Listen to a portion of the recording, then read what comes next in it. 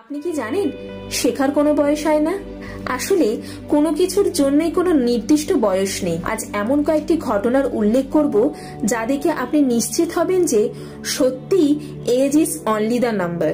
লেখক Leo Tolstoy cycle চালানো শিখেছিলেন 87 বছর বয়সে। শিল্পী পাবলো পিকাসো বিয়ে করেছিলেন 76 বছর বয়সে। সবচেয়ে বেশি বয়সে নোবেল পাওয়া মানুষটির নাম লিওনিদ হুরুইজ। তিনি বেশি না, মাত্র 90 বছর বয়সে নোবেল প্রাইজ পেয়েছেন। সবচেয়ে বেশি বয়সে অস্কার পুরস্কার পেয়েছেন ইমানুয়েল রিভা, মাত্র 85 বছর বয়সে।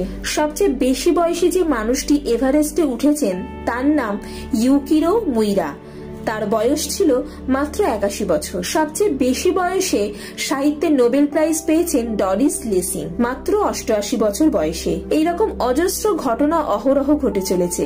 আপনি কি এমন কোনো বিশেষ ঘটনা জানেন? তাহলে কমেন্ট করে অবশ্যই জানান।